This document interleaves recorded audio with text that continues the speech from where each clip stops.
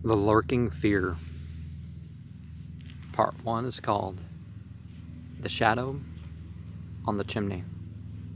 There was a thunder in the air on the night I went to the deserted mansion atop Tempest Mountain to find the lurking fear. I was not alone, for foolhardiness was not then mixed with that love of the grotesque and the terrible which has made my career a series of quests for strange horrors in literature and life. With me were two faithful and muscular men for whom I had sent when the time came. Men long associated with me in my ghastly explorations because of their peculiar fitness. We had started quietly from the village because of the reporters who still lingered about after the eldritch panic of a month before.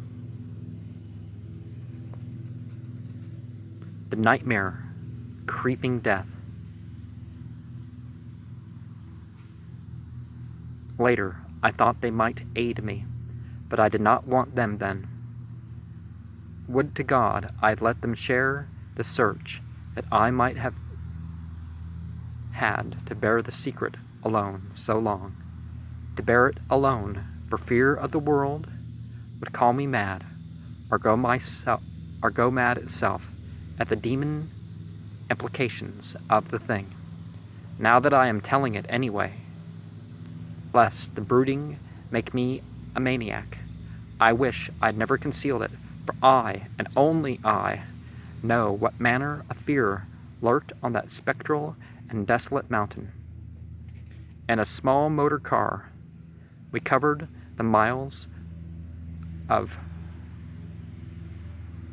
primeval forest and hill until the wooded ascent checked in. The country bore an aspect more than usually sinister as we viewed it by night, and without the accustomed crowds of investigators, so that we were often tempted to use the acetylene headlight, despite the attention it might attract. It was not a wholesome landscape after dark, and I believe I would have noticed its morbidity, even had I been ignorant of the terror that stalked it. Of wild creatures, there were none.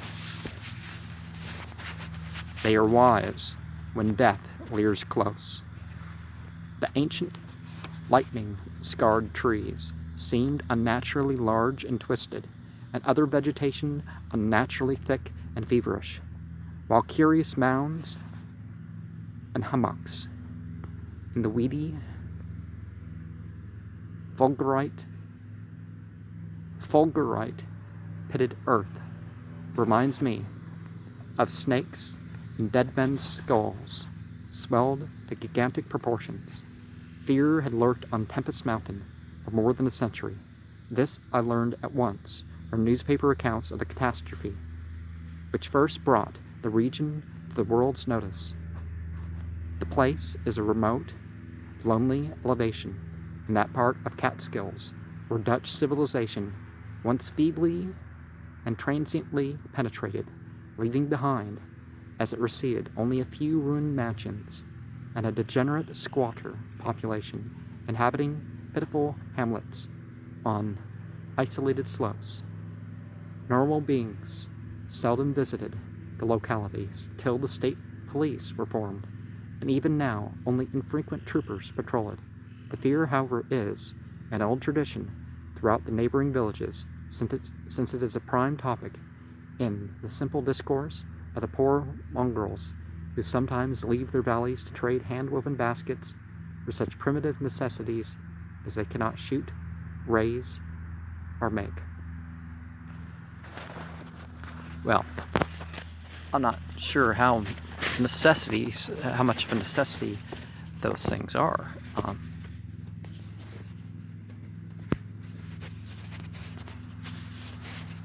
But society kind of makes them into that, doesn't it? The lurking fear dwelt in the shunned and deserted Martent's mansion, which crowned the high but gradual eminence whose liability to frequent thunderstorms gave it the name of Tempest Mountain. For over 100 years, the antique, grove-circled stone house had been the subject of stories, incredibly wild and monstrously hideous. Stories of incredible, wild, and monstrously hideous. Stories of a silent, colossal, creeping death which stalked abroad in summer. With whimpering instants, the squatters told tales of a demon which seized lone wayfarers after dark, either carrying them off or leaving them in a frightful state of gnawed dismemberment, while sometimes they whispered of blood trails toward the distant mansion. Some said the thunder called the lurking fear out of its habitation, while others said the thunder was its voice. No one outside the backwoods had believed these varying and conflicting stories, with their incoherent, extravagant descriptions of the half-glimpsed fiend. Yet, not a farmer or villager doubted that the Martens mansion was ghoulishly haunted. Local history forbade such a doubt, although no ghostly evidence was ever found by such investigators as had visited the building after some especially vivid tale of the squatters.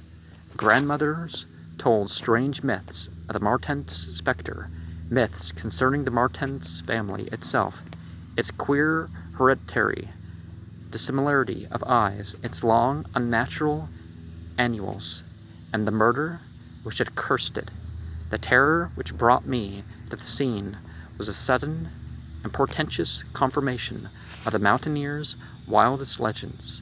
One summer night, after a thunderstorm of unprecedented violence, the countryside was aroused by a squatter stampede which no mere delusion could create. The pitiful throngs of natives shrieked and whined of the unnameable horror which had descended upon them, and they were not doubted. They had not seen it, but had heard such cries from one of their hamlets that they knew a creeping death had come. In the morning, citizens and state troopers followed the shuddering mountaineers to the place where they said the death had come. Death was indeed there. The ground under one of the squatters' villages had caved in after a lightning stroke, destroying several of the Malodoros shanties. But upon this property damage was superimposed an organic devastation which paled it to insignificance. Of a possible 75 natives who had inhabited the spot, not one living specimen was visible. The disordered earth was covered with blood and human debris, speaking too vividly of the ravages of demon teeth and talons, yet no visible trail led away from the carnage. That some hideous animal must be the cause, everyone quickly agreed, nor did any tongue now revive the charge that such cryptic deaths formed merely the sordid murders common in decadent communities. That charge was revived only when about 25 of the estimated population were found missing from the dead, and even then it was hard to explain the murder of 50 by half that number. But the fact remained, on a summer night, a bolt had come out of the heavens and left a dead village whose corpses were horribly mangled, chewed, and clawed. The excited countryside immediately connected the horror with the haunted Martens mansion, though the localities were over 3 miles apart. The troopers were more skeptical, including the mansion, only casually in their investigations, and dropping it altogether when they found it thoroughly deserted. Country and village people, however, canvassed the place with infinite care, overturning everything in the house, sounding ponds and brooks, beating down bushes, and ransacking the nearby forests. All was in vain. The death had come and left no trace save destruction itself. By the second day of the search, the affair was fully treated by the newspapers, whose reporters overran Tempest Mountain. They described it in much detail and with many interviews to elucidate the horror's history as told by local grandames. I followed the accounts languidly at first, for I am a connoisseur in horrors, but after a week I detected an atmosphere which stirred me oddly, so that on August 5th, 1921, I left registered among the reporters who crowded the hotel at Lefferts Corners, nearest village to Tempest Mountain, and acknowledged headquarters of the searchers. 3 weeks more, and the dispersal of the reporters left me free to begin a terrible exploration based on the minute inquiries and surveying with which I had meanwhile busied myself. And we find today of the villages that aren't as big, that the bears and the lions and stuff like and whatever's in the area is much more of a threat. And this is where a lot of these fears come from back in the day, where a pack of wolves could reasonably get someone, or a lion or something. So on this summer night, when distant thunder rumbled, I left a silent motor car and tramped with 2 armed companions up the last mound-covered reaches of Tempest Mountain, casting the beams of an electric torch on the spectral gray walls that began to appear through giant oaks ahead. In this morbid night, solitude and feeble shifting illumination, the vast box-like pile displayed obscure hints of terror which day could not uncover. Yet I did not hesitate, since I had come with fierce resolution to test an idea. I believed that thunder called the death demon out of some fearful secret place, and be that demon solid entity or vaporous pestilence, I mean to see it. I had thoroughly searched the ruin before, hence knew my plan well, choosing as the seat of my vigil the old room of Jen Martens, whose murder looms so great in the rural legends. I felt subtly that the apartments of this ancient victim was best for my purposes. The chamber, measuring about 20 feet square, contained, like the other rooms, some rubbish which had once been furniture. It lay on the second story, on the southeast corner of the house, and had an immense east window and narrow south window, both devoid of panes or shutters. Opposite the large window was an enormous Dutch fireplace with scriptural tiles representing the prodigal son, and opposite the narrow window was a spacious bed built into the wall. As the trees muffled, thunder grew louder, and I arranged my plan's details. First, I fastened side by side to the ledge of the large window 3 rope ladders which I had brought with me. I knew they reached a suitable spot on the grass outside, for I had tested them. Then the 3 of us dragged from another room a wide 4-poster bedstead, crowding it laterally against the window, having it strewn with fir boughs. All the while, it now rested on drawn automatics, 2 relaxing while the 3rd watched. From whatever direction the demon might come, our potential escape was provided. If it came from within the house, we had the window ladders. If from outside, the door and stairs. We did not think, judging from precedent, that it would pursue us, far even at worst. I watched from midnight to 1 o'clock, when, in spite of the sinister hour, the unprotected window, and the approaching thunder and lightning, I felt singularly drowsy. I was between my 2 companions, George Bennett being toward the window and William Toby toward the fireplace.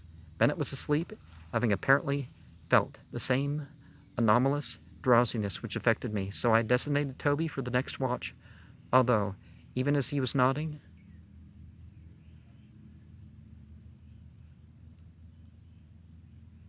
It is curious how intently I had been watching the fireplace. The increasing thunder must have affected my dreams, for in the brief time I slept there it came to me, apocalyptic visions. Once I partially awaked, probably because the sleeper toward the window had restlessly flung an arm across my chest. I was not sufficiently awake to see whether Toby was attending to his duties as sentinel, but felt a distinct anxiety on that score. Never before had the presence of evil so poignantly oppressed me. Later I must have dropped asleep again, for it was out of a phantasmal chaos that my mind leaped when the night grew hideous with shrieks beyond anything in my former experience or imagination. In that shrieking, the inmost soul of human fear and agony clawed hopelessly and insanely at the ebony gates of oblivion. I woke to red madness and the mockery of diabolism as farther and farther down inconceivable vistas, that phobic and crystalline anguish retreated and reverberated. There was no light, but I knew from the empty space at my right that Toby was gone. God alone knew whither. Across my chest still lay the heavy arm of the sleeper at my left. And then came the devastating stroke of lightning which shook the whole mountain, lit the darkest crypts of the hoary grove, and splintered the patriarch of the twisted trees. In the demon flash of a monstrous fireball, the sleeper started up suddenly, while the glare from beyond the window threw his shadow vividly upon the chimney above the fireplace, from which my eyes had never strayed. That I am still alive and sane is a marvel I cannot fathom. I cannot fathom it, for the shadow on that chimney was not that of George Bennett or of any other human creature, but a blasphemous abnormality from hell's nethermost craters, a nameless, shapeless abomination which no mind could fully grasp and no pen even partly describe. In another second I was alone in the accursed mansion, shivering and gibbering. George Bennett and William Toby had left no trace, not even of a struggle, and they were never heard of again.